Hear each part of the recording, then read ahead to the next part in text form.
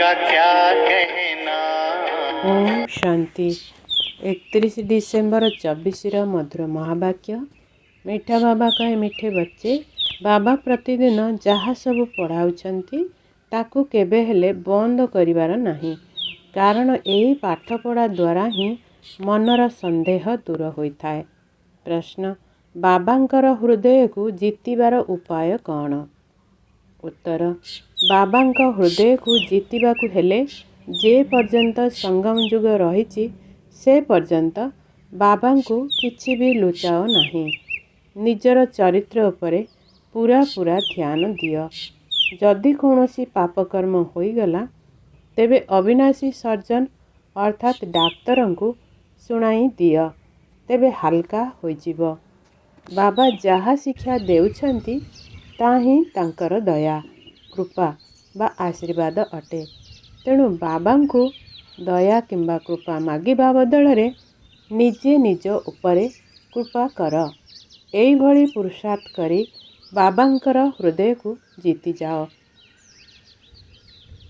ओम शांति। एबे आत्मिक पिला माने तो एक कथा जानिछंती कि नुआ दुनिया रे सुख, पुराना दुनिया रे दुख। दुखरे समस्ते दुखी होई जानती एवं सुखरे समस्ते सुखी होई थांती। सुखर दुनिया रे दुखर चिन्हवर्ण रहिब नाही, पुणी जेउठी दुख अछि सेठारे सुखर चिन्हवर्ण रहिब नाही। जेउठी पाप अछि सेठारे पुण्यर चिन्हवर्ण नाही। जेउठी पुण्य रहिछि सेठारे पापर चिन्हवर्ण रहिब नाही। ताहा केउ स्थान अटे? गोटिए हेउछि सत्ययुग, अन्यटी हेउछि कलियुग। यहा तो पिलामानंक बुद्धि रे निश्चय रहिथिबो एबे दुखर समय पूरा हेउछि एवं सत्ययुग पई प्रस्तुति चलीछि। आमे एबे एही पतित छी छी दुनियारू से पारी सत्ययुग अर्थात राम राज्य को जाउछु। नुआ दुनिया रे सुख, पुराना दुनिया रे दुख रहिछि एपरि नुहे जे जिए सुख देई थांती से ही दुख मध्य देई थांती ना। सुख तो बाबा देउछंती किंतु दुख माया रावण देउछि। सेई शत्रुर पुतुला को प्रत्येक वर्ष जड़ाई थांती। जिए दुख देई थाए ताकू सर्वदा जड़ा जाई थाए। पिला माने जानिछंती जेतेबेले तार राज्य समाप्त होइजिवो से सबुदिन पई विदाय नेइजिवो। पांच विकार ही समस्त को आदि मध्य अंत दुख देई आसीछि। एठार तुमे बसिथिले मध्य तुमर बुद्धि रे एहा रहु जे आमे बाबांक पाखकू जीवु। रावण को तो तुमे केबे बाबा बोली कहब नाही। रावण को केही परम पिता परमात्मा बोली कहिबार केबे सुनिछ? केबे भी नुहे। केही केही भाबी थांती लंकारे रावण थिला। बाबा कहउचंती एही सारी दुनिया ही लंका। कहउचंती भास्कड़ा गामा स्टीमर बा बोट द्वारा सारा दुनियार परिभ्रमण करथिले। जेउ समय रे से परिभ्रमण करथिले से समय रे एरोप्लेन आदि नथिला। ट्रेन मध्य बाष्परे चालुथिला। बिजुली शक्ति अलगा जिनिस अटे। एबे बाबा कहउचंती दुनिया तो गोटिए, नुआरू पुरुणा, पुरुणारू नुआ होइथाए। एपरि कुआजिब नाही जे स्थापना पालना विनाश ना, प्रथमे स्थापना पुणी विनाश परे पालना। यहाँ ही ठीक अक्षर अटे। परे अर्थात द्वापररू रावणर पालना आरंभ होइथाए। ता मिथ्या विकारी पतित हेबार पालना अटे, जेउथिरे समस्ते दुखी होइथांती। बाबा तो केबे काहाकू दुख दियंती नाही। एठारे तो तम प्रदान होइथिबा कारणरू बाबा को ही सर्वव्यापी कहि देउछंती। देख किभଳି होई जाइछंती। एही कथा तो तुम पिला मानकर चालिबा बुलिबा समय रे बुद्धि रे रहिबा दरकार। बहुत सहज अटे। केवल अलफ अर्थात बाबांक कथा मुसलमान माने मध्य कहितांती। उठिबा मात्रे आल्लाह को मने पकाओ। निजे भी सकाळु उठंती। से कहितांती आल्लाह अथवा खुदा को याद कर। तुमे कहिबो बाबा को याद कर। ବାବା ଅକ୍ଷର ବହୁତ ମିଠା। ଆଲ୍ଲା କହିଲେ ସମ୍ପତ୍ତି ମନେ ପଡ଼େ ନାହିଁ। ବାବା କହିଲେ ସମ୍ପତ୍ତି ମନେ ପଡ଼ୁଛି। ମୁସଲମାନ ମାନେ ବାବା କୁହନ୍ତି ନାହିଁ, ସେମାନେ ଆଲ୍ଲା ମିଆଁ କହିଥାନ୍ତି। ମିଆଁ ବିବି ଏସବୁ ଅକ୍ଷର ଭାରତରେ ରହିଛି। ପରମପିତା ପରମାତ୍ମା କହିଲେ ହିଁ ଶିବଲିଙ୍ଗ ମନେ ପଡ଼ିବ। ୟୁରୋପବାସୀମାନେ ଗଡ୍ ଫାଦର କହିଥାନ୍ତି। ଭାରତରେ ତ ଗୋଡ଼ି ମାଟି ପଥର ଆଦିକୁ ମଧ୍ୟ ଭଗବାନ ବୋଲି ବୁଝିଥାନ୍ତି। ଶିବଲିଙ୍ଗ ମଧ୍ୟ ପଥରରେ ନିର୍ମିତ ହୋଇଥାଏ। ଭାବୁଥାନ୍ତି ଏହି ପଥରରେ ହିଁ ଭଗବାନ ଅଛନ୍ତି। ଭଗବାନଙ୍କୁ ମନେ ପକାଇଲେ ପଥର ହିଁ ସମ୍ମୁଖକୁ ଆସିଯାଏ। ପଥରକୁ ଭଗବାନ ଭାବି ପୂଜା କରନ୍ତି। ପଥର କେଉଁଠି ଆସିଥାଏ? ପାହାଡ଼ର ଝରଣାରୁ ଗଡ଼ି ଗଡ଼ି ଗୋଲ ଚିକଣ ହୋଇଯାଏ। ପୁଣି କିପରି ଆପେ ଆପେ ଚିହ୍ନ ଆଦି ଆଙ୍କି ହୋଇଯାଇଥାଏ। ଦେବୀ ଦେବତାଙ୍କର ମୂର୍ତ୍ତି ଏପରି ହୁଏ ନାହିଁ। ପଥର କାଟି କାଟି କାନ, ମୁହଁ, ନାକ, ଆଖି ଆଦି ବହୁତ ସୁନ୍ଦର ତିଆରି କରନ୍ତି। ଖର୍ଚ୍ଚ ବହୁତ କରନ୍ତି। ଶିବ ବାବାଙ୍କର ମୂର୍ତ୍ତିରେ କୌଣସି ଖର୍ଚ୍ଚ ଆଦିର କଥା ନାହିଁ। ଏବେ ତୁମେ ବୁଝୁଛ ଆମେ ଚୈତନ୍ୟରେ ସେହି ଦେବୀ ଦେବତା ହେଉଛୁ। ଚୈତନ୍ୟରେ ରହିଲେ ପୂଜା ଆଦି ହେବ ନାହିଁ। ଯେତେବେଳେ ପଥର ବୁଦ୍ଧି ହୋଇଯାଇ ସେତେବେଳେ ପଥର ପୂଜା କରନ୍ତି। ଯେବେ ଚୈତନ୍ୟରେ ଥାନ୍ତି ସ୍ୱୟଂ ପୂଜ୍ୟ ଅଟନ୍ତି। ପୁଣି ପୂଜାରୀ ହୋଇଥାନ୍ତି। ସେଠାରେ ନା କେହି ପୂଜାରୀ ଥାନ୍ତି ନା କୌଣସି ପଥରର ମୂର୍ତ୍ତି ରହିଥାଏ। ଆବଶ୍ୟକତା ହିଁ ନାହିଁ। ଯିଏ ଚୈତନ୍ୟରେ ଥିଲେ ତାଙ୍କର ସ୍ମୃତି ଚିହ୍ନ ସ୍ୱରୂପ ପଥର ମୂର୍ତ୍ତି ରଖିଥାନ୍ତି। ଏବେ ଏହି ଦେବତାମାନଙ୍କର କାହାଣୀ ତୁମେ ଜାଣିଗଲ ଯେ ଦେବତାମାନଙ୍କର ଜୀବନ କାହାଣୀ କ'ଣ ସବୁ ଥିଲା। ପୁଣି ତାହାର ପୁନରାବୃତ୍ତି ହେଉଛି। ଆଗରୁ ଏହି ଜ୍ଞାନ ଚକ୍ଷୁ ନଥିଲା। ତେଣୁ ଯେପରି ପଥର ବୁଦ୍ଧି ଥିଲ। ବର୍ତ୍ତମାନ ବାବାଙ୍କ ଦ୍ୱାରା ଯେଉଁ ଜ୍ଞାନ ମିଳିଛି ତାହା ସମସ୍ତଙ୍କ ପାଇଁ। ସେହି ଜ୍ଞାନ ତ ଗୋଟିଏ ପ୍ରକାରର, କିନ୍ତୁ କ୍ରମାନୁସାରେ ଧାରଣା କରୁଛନ୍ତି। ଏହି ଧାରଣା ଅନୁସାରେ ହିଁ ତୁମର ରୁଦ୍ରମାଳା ହେଉଛି। ଗୋଟିଏ ହେଉଛି ରୁଦ୍ରମାଳା, ଅନ୍ୟଟି ହେଉଛି ରୁଣ୍ଡମାଳା ଅର୍ଥାତ୍ ବିଷ୍ଣୁମାଳା।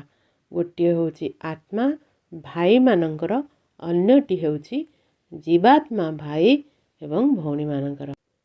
ଏହା ତ ବୁଦ୍ଧିରେ ଆସିଥାଏ ଯେ ଆମେ ଆତ୍ମାମାନେ ବହୁତ ଛୋଟ ଛୋଟ ବିନ୍ଦୁ ସଦୃଶ ଅଟୁ। ଗାୟନ ଅଛି ଭୃକୁଟି ମଧ୍ୟରେ ଚମକୁଥିବା ଅଜବ ସିତାରା। ଏବେ ତୁମେ ବୁଝୁଛ ଆମେ ଆତ୍ମା ଚୈତନ୍ୟ ଅଟୁ, ଗୋଟିଏ ଛୋଟ ତାରକା ସଦୃଶ। ପୁଣି ଯେତେବେଳେ ଗର୍ଭରେ ପ୍ରବେଶ କରିଥାଏ ପ୍ରଥମେ କେତେ ଛୋଟ ପିଣ୍ଡ ହୋଇଥାଏ। ପିଣ୍ଡ ପୁଣି କେତେ ବଡ଼ ହୋଇଯାଏ। ସେହି ଆତ୍ମା ପୁଣି ନିଜର ଶରୀର ଦ୍ୱାରା ଅବିନାଶୀ ପାଠ କରିଥାଏ। ଏହି ଶରୀରକୁ ପୁଣି ସମସ୍ତେ ମନେ ପକାଇଥାନ୍ତି। ଏହି ଶରୀର ସୁନ୍ଦର ଅସୁନ୍ଦର ହେବା କାରଣରୁ ସମସ୍ତଙ୍କୁ ଆକର୍ଷିତ କରିଥାଏ। ସତ୍ୟ ଯୁଗରେ ଏପରି କୁହାଯିବ ନାହିଁ ଯେ ଆତ୍ମ ଅଭିମାନୀ ହୁଅ, ନିଜକୁ ଆତ୍ମା ଭାବ। ଏହି ଜ୍ଞାନ ବର୍ତ୍ତମାନ ତୁମକୁ ମିଳୁଛି କାରଣ ତୁମେ ଜାଣିଛ ଏବେ ଆତ୍ମା ପତିତ ହୋଇଯାଇଛି। ପତିତ ହେବା କାରଣରୁ ଯେଉଁ କାମ କରୁଛି ତାହା ସବୁ ଓଲଟା ହୋଇଯାଇଛି। ବାବା ତ ସତ୍କର୍ମ କରାଇଥାନ୍ତି, ମାୟା ଓଲଟା କାମ କରାଇଥାଏ। ସବୁଠାରୁ ଓଲଟା କାମ ହେଉଛି ବାବାଙ୍କୁ ସର୍ବବ୍ୟାପୀ କହିବା। ଆତ୍ମା ଯିଏ ଅଭିନୟ କରୁଛି ତାହା ଅବିନାଶୀ ଅଟେ। ଆତ୍ମାକୁ ଜଳାଯାଏ ନାହିଁ। ଆତ୍ମାର ତ ପୂଜା କରାଯାଇଥାଏ, ଶରୀରକୁ ଜଳାଯାଏ। ଆତ୍ମା ଯେତେବେଳେ ଶରୀର ତ୍ୟାଗ କରିଥାଏ ସେତେବେଳେ ଶରୀରକୁ ଜଳାଯାଇଥାଏ। ଆତ୍ମା ଅନ୍ୟ ଶରୀରରେ ପ୍ରବେଶ କରିଯାଏ। ଆତ୍ମା ବ୍ୟତୀତ ଶରୀରକୁ 2-4 ଦିନ ମଧ୍ୟ ରଖିହେବ ନାହିଁ। କେହି ତ ପୁଣି ଶରୀରରେ ଔଷଧ ଆଦି ଲଗାଇ ରଖିଥାନ୍ତି, କିନ୍ତୁ ଲାଭ କ'ଣ? ଖ୍ରୀଷ୍ଟିଆନଙ୍କର ଜଣେ ସେଣ୍ଟ ଜେଭିୟର ଥିଲେ। କୁହନ୍ତି ତାଙ୍କର ଶରୀର ଏପର୍ଯ୍ୟନ୍ତ ରଖାଯାଇଛି। ତାଙ୍କ ପାଇଁ ମଧ୍ୟ ଏପରି ମନ୍ଦିର ତିଆରି ହୋଇଛି। କାହାକୁ ଦେଖାନ୍ତି ନାହିଁ, କେବଳ ତାଙ୍କର ପାଦ ଦେଖାନ୍ତି। କହିଥାନ୍ତି କେହି ପାଦ ଛୁଇଁଦେଲେ କେବେ ହେଲେ ବେମାର ହେବ ନାହିଁ। ପାଦ ଛୁଇଁ ବେମାରରୁ ମୁକ୍ତ ହୋଇଗଲେ ଭାବନ୍ତି ତାଙ୍କର କୃପା ହୋଇଛି। ବାବା କହୁଛନ୍ତି ସେମାନଙ୍କୁ ଭାବନାର ଭଡ଼ା ମିଳିଯାଇଥାଏ। ନିଶ୍ଚୟ ବୁଦ୍ଧି ହେବା ଦ୍ୱାରା କିଛି ଫାଇଦା ମିଳିଥାଏ। ବାକି ଏପରି ଯଦି ବାସ୍ତବରେ ହେଉଥାନ୍ତା ତେବେ ଢେର ଲୋକ ସେଠାକୁ ଯାଆନ୍ତେ ଏବଂ ମେଳା ଲାଗିଯାଆନ୍ତା। ବାବା ବି ଏଠାକୁ ଆସିଛନ୍ତି, ତଥାପି ବି ଏତେ ଭିଡ଼ ହେଉନାହିଁ। ବହୁତ ଆସିଲେ ଏଠାରେ ସ୍ଥାନ ମଧ୍ୟ ନାହିଁ। ଏଠାକୁ ବହୁତ ଆସିବାର ସମୟ ହୋଇଗଲେ ବିନାଶ ହୋଇଯିବ। ଏହା ମଧ୍ୟ ଡ୍ରାମାରେ ନିର୍ଦ୍ଧାର୍ଯ୍ୟ ରହିଛି। ଏହାର ଆଦି ବା ଅନ୍ତ ନାହିଁ। ହଁ, ବୃକ୍ଷର ଯେବେ ଜର୍ଜରୀଭୂତ ଅବସ୍ଥା ହୋଇଥାଏ ଅର୍ଥାତ୍ ତମ ପ୍ରଦାନ ହୋଇଥାଏ ତେବେ ଏହି ବୃକ୍ଷର ପରିବର୍ତ୍ତନ ହୋଇଥାଏ। କେତେ ବଡ଼ ଏହି ଅସୀମ ବିଶାଳ ବୃକ୍ଷ ଅଟେ। ପ୍ରଥମେ ସିଏ ଆସିବେ ଯାହାଙ୍କୁ ପ୍ରଥମ ନମ୍ବରରେ ଯିବାକୁ ଅଛି। କ୍ରମାନୁସାରେ ଆସିବେ ନା। ସବୁ ସୂର୍ଯ୍ୟବଂଶୀ ତ ଏକାଠି ଆସିବେ ନାହିଁ। ଚନ୍ଦ୍ରବଂଶୀ ମଧ୍ୟ ସମସ୍ତେ ଏକ ସମୟରେ ଆସିବେ ନାହିଁ। ମାଳାର କ୍ରମାନୁସାରେ ହିଁ ଆସିବେ। ପାଟଧାରୀ ସମସ୍ତେ ଏକାଠି କିପରି ଆସିବେ? ଖେଳ ହିଁ ବିଗିଡ଼ିଯିବ। ଏହି ଖେଳ ବହୁତ ସଠିକ୍ ଭାବେ ତିଆରି ହୋଇଛି। ଏପରି କୌଣସି ପରିବର୍ତ୍ତନ ହୋଇପାରିବ ନାହିଁ। ମିଠା ମିଠା ପିଲାମାନେ ଯେତେବେଳେ ଏଠାରେ ବସୁଛ ତେବେ ବୁଦ୍ଧିରେ କଥା ମନେ ପକାଇବା ଦରକାର। ଅନ୍ୟ ସତ୍ସଙ୍ଗରେ ତ ଅଲଗା ଅଲଗା କଥା ବୁଦ୍ଧିରେ ଆସିଥାଏ। ଏହା ତ ଏକମାତ୍ର ପାଠପଢ଼ା ଯେଉଁଥିରେ ତୁମର ରୋଜଗାର ହେଉଛି। ସେହି ଶାସ୍ତ୍ର ଆଦି ପଢ଼ିବା ଦ୍ୱାରା ରୋଜଗାର ହୁଏ ନାହିଁ। ହଁ, କିଛି ନା କିଛି ଭଲ ଗୁଣ ଧାରଣ ହୋଇଥାଏ। ଏପରି ନୁହେଁ ଯେ ଗ୍ରନ୍ଥ ପଢ଼ୁ ପଢ଼ୁ ସବୁ ଆତ୍ମା ନିର୍ବିକାରୀ ହୋଇଥାନ୍ତି। ବାବା କହୁଛନ୍ତି ଏହି ଦୁନିଆରେ ସମସ୍ତେ ଭ୍ରଷ୍ଟାଚାରୀରୁ ଜନ୍ମ ହୋଇଥାନ୍ତି। ତୁମ ପିଲାମାନଙ୍କୁ କେହି କେହି ପଚାରୁଛନ୍ତି ସେଠାରେ ସନ୍ତାନ କିପରି ଜନ୍ମ ହେବେ କୁହ? ସେଠାରେ ତ 5 ବିକାର ହିଁ ନାହିଁ। ଯୋଗବଳ ଦ୍ୱାରା ପିଲା ଜନ୍ମ ହୋଇଥାନ୍ତି। ପିଲା ଜନ୍ମ ହେବା ପୂର୍ବରୁ ହିଁ ସାକ୍ଷାତକାର ହୋଇଥାଏ ଯେ ସନ୍ତାନ ଜନ୍ମ ହେବେ। ସେଠାରେ ବିକାରର କଥା ହିଁ ନାହିଁ। ଏଠାରେ ତ ପିଲାମାନଙ୍କୁ ମଧ୍ୟ ମାୟା ହରାଇ ଦେଉଛି। କେହି କେହି ତ ବାବାଙ୍କୁ ମଧ୍ୟ ଆସି ଶୁଣାଇଥାନ୍ତି। ଶୁଣାଇବେ ନାହିଁ ତ 100 ଗୁଣା ଦଣ୍ଡ ମିଳିବ। ବାବା ତ ସବୁ ପିଲାମାନଙ୍କୁ କହୁଛନ୍ତି କୌଣସି ବି ପାପ କର୍ମ ହୋଇଗଲେ ବାବାଙ୍କୁ ତୁରନ୍ତ ବତାଇବା ଦରକାର। ବାବା ଅବିନାଶୀ ବୈଦ୍ୟ ଅଟନ୍ତି। ବୈଦ୍ୟଙ୍କୁ ଶୁଣାଇଲେ ତୁମେ ହାଲକା ହୋଇଯିବ। ଯେପର୍ଯ୍ୟନ୍ତ ସଙ୍ଗମ ଯୁଗ ରହିଛି ସେ ପର୍ଯ୍ୟନ୍ତ ବାବାଙ୍କୁ କିଛି ବି ଲୁଚାଉ ନାହିଁ। କେହି କେହି ଲୁଚାଇଥାନ୍ତି। ତେଣୁ ସେମାନେ ବାବାଙ୍କ ହୃଦୟକୁ ଜିତି ପାରିବେ ନାହିଁ। ସବୁକିଛି ପୁରୁଷାର୍ଥ ଉପରେ ଆଧାରିତ। ସ୍କୁଲକୁ ଆସିବ ନାହିଁ ତ ଚରିତ୍ର କିପରି ସୁଧୁରିବ? ଏହି ସମୟରେ ସମସ୍ତଙ୍କର ଚରିତ୍ର ଖରାପ ହୋଇଯାଇଛି। ବିକାର ହିଁ ହେଉଛି ପ୍ରଥମ ନମ୍ବର ଖରାପ ଚରିତ୍ର। ତେଣୁ ବାବା କହୁଛନ୍ତି ପିଲେ କାମ ବିକାର ତୁମର ମହାଶତ୍ରୁ। ଆଗରୁ ମଧ୍ୟ ଗୀତାରେ ଜ୍ଞାନ ଶୁଣିଥିଲେ କିନ୍ତୁ ଏସବୁ କଥା ବୁଝି ହେଉନଥିଲା। ଏବେ ବାବା ଡାଇରେକ୍ଟ ଗୀତା ଶୁଣାଉଛନ୍ତି। ଏବେ ବାବା ତୁମ ପିଲାମାନଙ୍କୁ ଦିବ୍ୟ ବୁଦ୍ଧି ଦେଇଛନ୍ତି। ତେଣୁ ଏବେ ଭକ୍ତିର ନାମ ଶୁଣିଲେ ହସ ଲାଗୁଛି ଯେ ଭକ୍ତିରେ କ'ଣ କ'ଣ କରୁଥିଲେ। ଏବେ ତ ବାବା ଶିକ୍ଷା ଦେଉଛନ୍ତି। ଏଥିରେ ଦୟା କୃପା କିମ୍ବା ଆଶୀର୍ବାଦର କଥା ନାହିଁ। ନିଜ ଉପରେ ହିଁ ଦୟା କୃପା ଆଶୀର୍ବାଦ କରିବାକୁ ହେବ। ବାବା ତ ପ୍ରତ୍ୟେକ ପିଲାଙ୍କୁ ପୁରୁଷାର୍ଥ କରାଇଥାନ୍ତି। କେହି ତ ପୁରୁଷାର୍ଥ କରି ବାବାଙ୍କ ହୃଦୟକୁ ଜିତି ଯାଆନ୍ତି। ଆଉ କେହି ତ ପୁରୁଷାର୍ଥ କରି କରି ମରିଯାଇଥାନ୍ତି। ବାବା ତ ପ୍ରତ୍ୟେକ ପିଲାଙ୍କୁ ଏକାପରି ପାଠ ପଢ଼ାଉଛନ୍ତି। ପୁଣି କୌଣସି ସମୟରେ ଏପରି ଗୁହ୍ୟ କଥା ଶୁଣିଥାନ୍ତି ଯାହାକି ପୁରୁଣା ସଂଶୟ ସବୁ ଚାଲିଯାଏ। ପୁଣି ଦୃଢ଼ ହୋଇଯାଆନ୍ତି। ତେଣୁ ବାବାଙ୍କ ପାଠପଢ଼ା କେବେ ବନ୍ଦ କରିବା ଅନୁଚିତ। ମୁଖ୍ୟ ହେଉଛି ବାବାଙ୍କର ୟାଦ। ଦୈବୀ ଗୁଣ ମଧ୍ୟ ଧାରଣ କରିବାକୁ ହେବ। କେହି କିଛି ଛିଛି ବିକାରୀ କଥା କହିଲେ ତୁମେ ଶୁଣି ନ ଶୁଣିଲା ପରି ରୁହ। ଖରାପ କଥା ଶୁଣ ନାହିଁ। ଉଚ୍ଚ ପଦ ପାଇବାକୁ ହେଲେ ମାନ ଅପମାନ ସୁଖ ଦୁଃଖ ହାର ଜିତି ସବୁ ନିଶ୍ଚିନ୍ତ ରୂପେ ସହନ କରିବାକୁ ହେବ।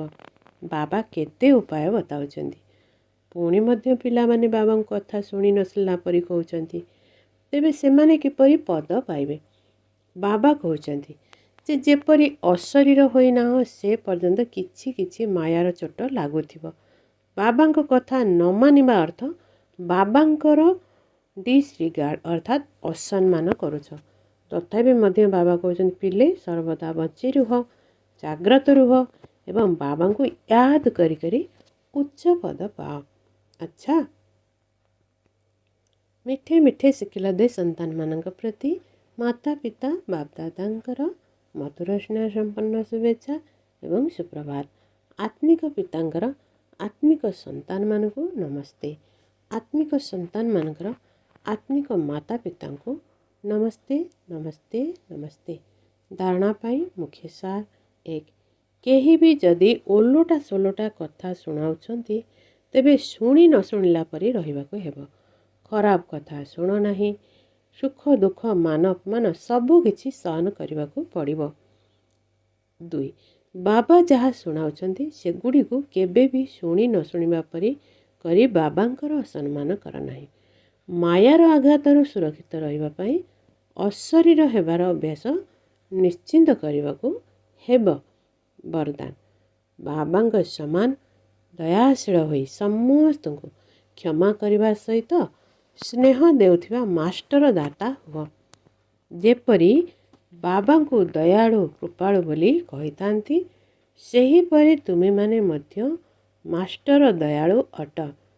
ଯେଉଁମାନେ ଦୟାଳୁ ଅଟନ୍ତି ସେଇମାନେ ହିଁ ଅନ୍ୟମାନଙ୍କର କଲ୍ୟାଣ କରିପାରିବେ। ଅକଲ୍ୟାଣ କରିଲା ବାଲାଙ୍କୁ ମଧ୍ୟ କ୍ଷମା କରିପାରିବେ। ସେମାନେ ମାଷ୍ଟର ସ୍ନେହର ସାଗର ଅଟନ୍ତି। ତେଣୁ ସେମାନଙ୍କ ପାଖରେ ସ୍ନେହ ବ୍ୟତୀତ ଅନ୍ୟ କିଛି ବି ନଥାଏ। ବର୍ତ୍ତମାନ ସମୟରେ ସମ୍ପତ୍ତି ଠାରୁ ମଧ୍ୟ ସ୍ନେହ ଅଧିକ ଆବଶ୍ୟକ। ସେଇଥିପାଇଁ ମାଷ୍ଟର ଦାତା ହୋଇ ସମସ୍ତଙ୍କୁ ସ୍ନେହ ଦେଇ ଚାଲ। କେହି ବି ଖାଲି ହାତରେ ନ ଯାଆନ୍ତୁ।